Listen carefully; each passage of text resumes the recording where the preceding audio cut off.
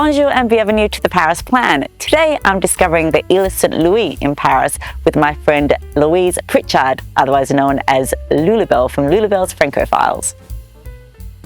So I'm going to show you my favourite spots on the Île Saint-Louis, because when I come to Paris, and as you know, hosting the Loulabelle's FrancoFiles, I'm coming to Paris at least once a year, sometimes more. And every time I come, I stay in this apartment on the Île Saint-Louis. And I love being able to just wander around and see the beautiful doors of Paris right on our street. But I also love that it's so central for all sorts of places that I won't go be able to visit by foot. So over this side, we've got the Marais, and there's some Paul Reach in the Marais. We can even see the L'Église de Saint-Louis-Saint-Paul outside. Yes, that we saw from the window. Yeah, which I love that view. And then the other direction, we've got Saint-Germain and the Latin Quarter. So it's really central to all the gorgeous spots that you want to explore. It's just lots of gorgeousness. But I particularly love, and that's what I wanted to bring you down to this end of the island, because there's all these gorgeous Parisian doors. And if you look up, they've got little gardens and creeper, and they've got all different doors, the flowers, and the geraniums. And so this building is from 1640. And it's got little there's a little terrace up there. And it's those little details that make me think, they kind of get me to think about the building. Colour is amazing. I know. Oh, wow. It's just... We probably should also talk a little bit about your podcast. Yes. Well, I started the podcast when I couldn't get to France during the lockdowns in Melbourne in 2020. And it seemed like a lot of other people I've discovered actually want to talk about France as well, or listen to it. So it's become quite it's become sort of something that everybody's sharing in together. This architecture, when I'm looking at it, is like the artwork to me. The art of France is almost the way it looks as a city, as well as obviously the arts and museums and that's, celebrated everywhere. But I just like the way the city looks. I love everything about that kind of that historic feel. I like it that when you're in Paris, it's almost like you're traveling in the past.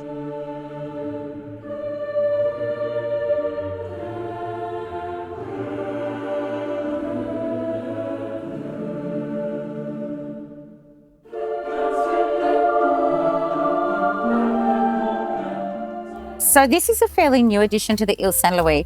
It's a Fromagerie, a musée, so it's a cheese shop, but it's also a cheese making and immersive tasting museum. And so you can come and do a cheese workshop. You can come and buy cheese, but it's something that is a great and different thing to do when you're in Paris. You've got to get cheese. The people are lovely. I love it. So let's have a little look.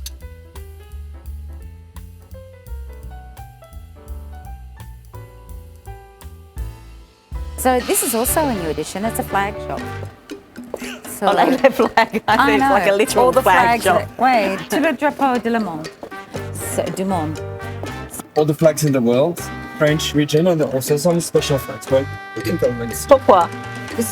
Flags are cool. I love it. Tu regardes vite fait, J'adore.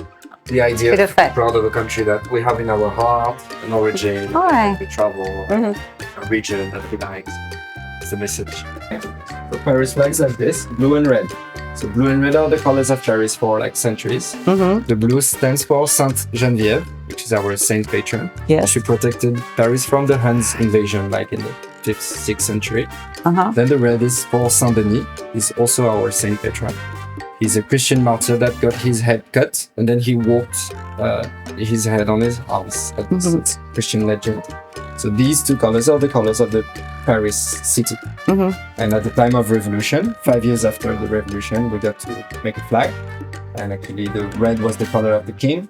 And so we put the blue, white, red to show that now is the people controlling the state. So the color of the king is in between the colors of the people. So the French flag is the first tricolor flag, so it's a very important flag because it inspired then Italy, Ireland. Like all the tricolor flags come from French flag. I didn't know that.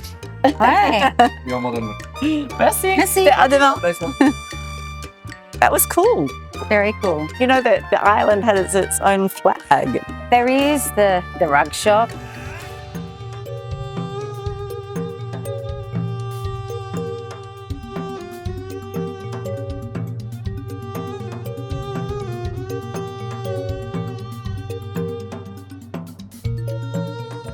But here, if you're staying in a little apartment rather than a hotel for the week, I love to just get a couple of stems of a hydrangea, chuck them in and put them on the table. It's just beautiful. It makes it feel kind of a little more French, a little bit more like I'm in the campagne, in country France, The rather very than first just in time the I middle came of to Paris, I got a pokey little hotel room in Blanche, and I went down and got some geraniums and put it in my hotel room. I love them. I love them. So I always try and come and get a couple of stems and take them for the week.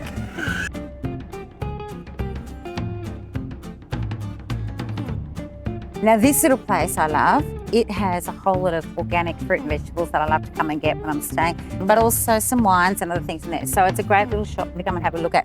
But what I really want to show you, more than anything, 2 shops just down here.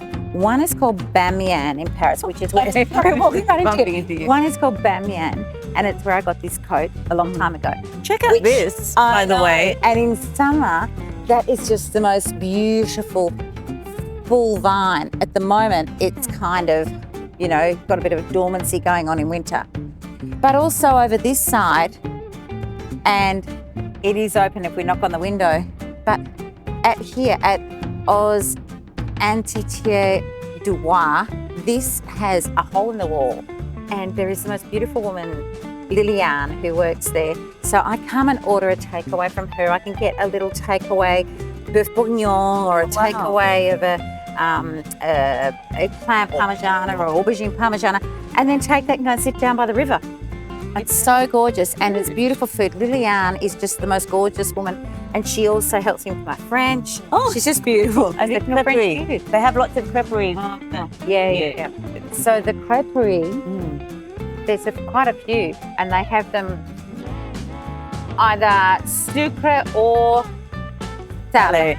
That was another thing that I used to do all the time when I came back to Paris. I had to have a crepe on the first day. Well, there's a crepe. Get it out of my... Another one. A creperie. And another creperie. Yeah, there's a lot of creperies here. Hungry. But further down here is my favourite cafe, and I've been going there for a couple of decades now, and that is Cafe Saint-Regi. But I think that's the loveliest thing about this part of Paris. It's like a little pocket of Paris that is very homely, and where you feel this sense of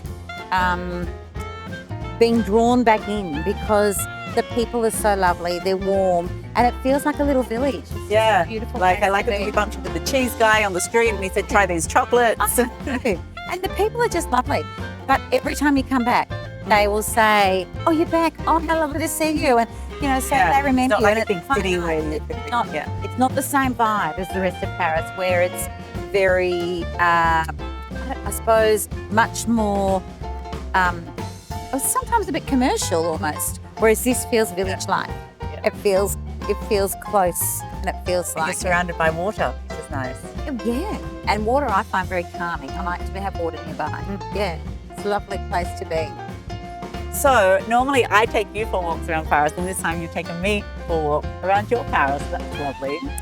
It is a lovely place to be, and I'm so pleased that you said, I want to come and see your pocket of Paris. So thank you for having this little wander with me today. It's been wonderful to show you around, and I've learnt more about the place that I really know very well and have come to love. Yeah, and I'm going to go back, do the cheese tasting, have some of the chocolates, and get maybe one of those scarves. Oh yes, nice. Definitely getting a scarf. So in the meantime, you guys can subscribe, share, comment, and like, and check out Lou's podcast. Where can people find you? It's the Loulabelle's FrancoFiles podcast on any of your favourite podcast platforms, or on Instagram, it's at Loulabelle's FrancoFiles. Let's go. On y va.